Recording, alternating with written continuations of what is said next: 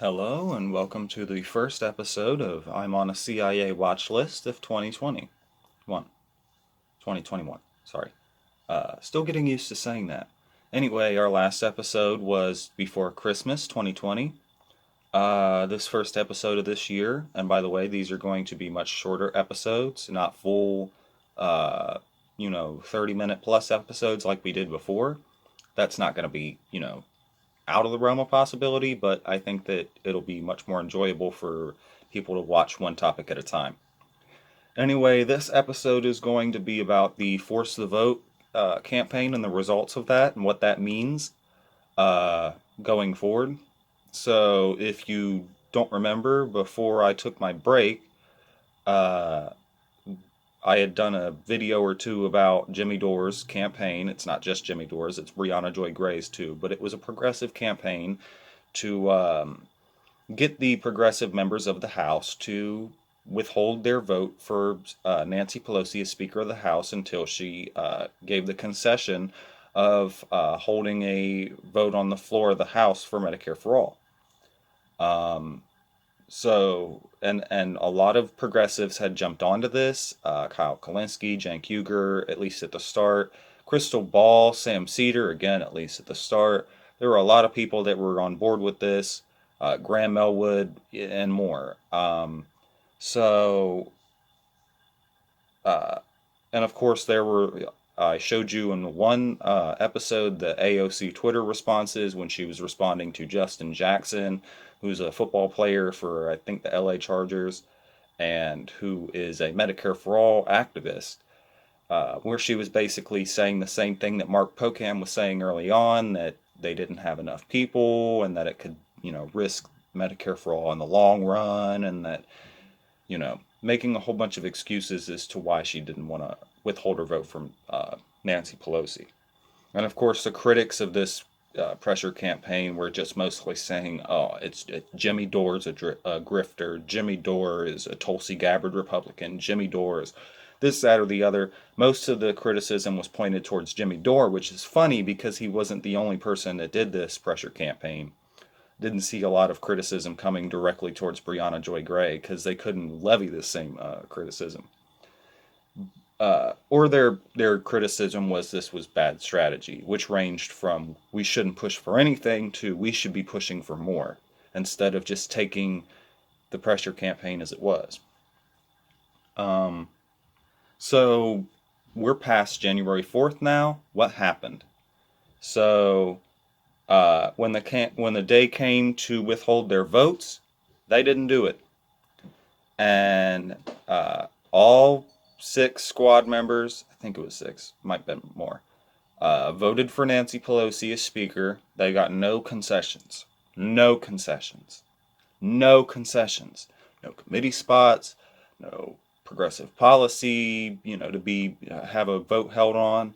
They got no concessions, and power gives nothing without. Uh, Power does not give concessions without a demand. So they didn't do it.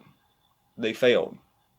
And this shows a failure of progressives to do what they were elected to do, to try and force votes on progressive policy no matter if it wins or loses. It's not going to hurt us in the long run. Do you think all these civil rights people in the 60s just decided, oh, we don't have the numbers right now, let's try again in the 70s? Or do you think that, anti-war activists went, oh, well, we don't got the numbers right now to oppose Vietnam. Let's wait until the 80s. No, they pushed for the policy then. Uh, it didn't matter if they won or lose. And at one point in time, AOC advocated for pushing for these progressive policies, whether they win or lose, because you should at least try. To not try is to be feckless. So they didn't do it. Uh, but there's been some post-failure hypocrisy, and so after the speaker vote, the coup happened in D.C. Trump's responsible. I kind of agree with this impeachment. I'll get to that in a later video. But over impeachment now, AOC is making the same arguments that Medicare for All supporters were making. Now, I want to read this tweet for you where she was responding to somebody about, tactics for impeachment, and she said a few reasons, I guess, towards why they're pushing for impeachment right now. She said sometimes it's to get members on the record, so people can't make excuses later. Sometimes these votes create real political pressure that forces developments. Sometimes we vote for the historical record to let future generations know we did everything we could.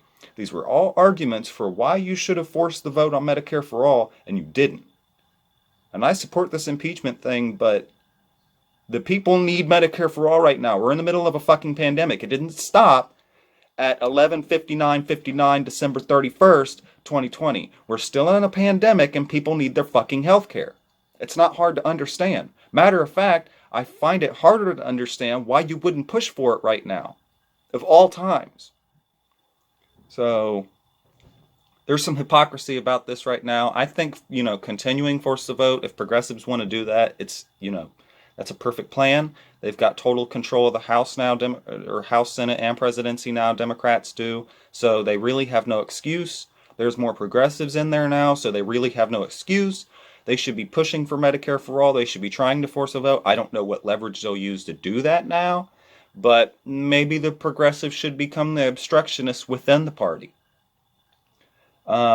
Either way, I'm not a Democrat. I'm not a progressive. I mean, I support progressive policy, but I think of myself as more of a leftist, a socialist now, because I've just seen the word progressive co-opted for so many things by now, and AOC has shown us, how that can really backfire when you think somebody's very progressive and to the left, and then they don't even act when they need to, when we're in the worst of the crises that we face. So I hope that the Force the Vote pressure campaign continues. I hope that we actually get Medicare for All, even not being a Democrat and even wanting revolution over reform. Getting healthcare is getting healthcare. I'm not going to stand against it. I'm not going to stand in the way of it. And so if we can get Medicare for All, that's a win. If we can't, oh well. I hope they prove me wrong and they give us Medicare for All. So that's the Force the Vote results. It really just shows that progressives in the Democratic Party are feckless. They don't do things when they can, when they have the leverage to do it, and then they'll be talking and tweeting about the same tactics they were asked to do after the point came to do it. And they'll also talk about, well, we need to focus on getting more progressives in 2022. Nobody can wait until 2022. We've got people that are going to die before then. I'm tired of waiting for the next election. That's the problem with electoral politics. You tell me we don't got enough, now we got to wait. We don't got enough, now we got to wait. We don't got enough, now we got to wait. Do you know how much money the DNC puts into helping their own people get through the primaries? The establishment politicians? I live in a state where we had 3 or 4 people trying to challenge the establishment Democrats in Congress here. Doyle Canning ran against Peter DeFazio. I thought it was going to be a pretty heavyweight fight. She got defeated at 18% of the vote while he had 80-something. So I don't want to hear about electoral politics in progressive circles. And unfortunately, that's what they rely on, because that's what you have to rely on when you're working within the party. So I say abandon the party. I say go to a third party or a vanguard cadre party and start actually getting ready for revolution. Anyway, this has been this short episode of I'm on a CIA watch list with Cameron Langley. Please tune in. Like I said, the episodes are going to be a lot shorter. And I'm going to try and stay a lot more on topic. Soon enough, I'm going to be trying to get my live stream started. It'll probably start on Facebook instead of YouTube, but I have to make sure I have the money for the apps like StreamYard or whatnot. So anyway, this has been this episode of I'm on a CIA watch list with Cameron Langley. Have a good day.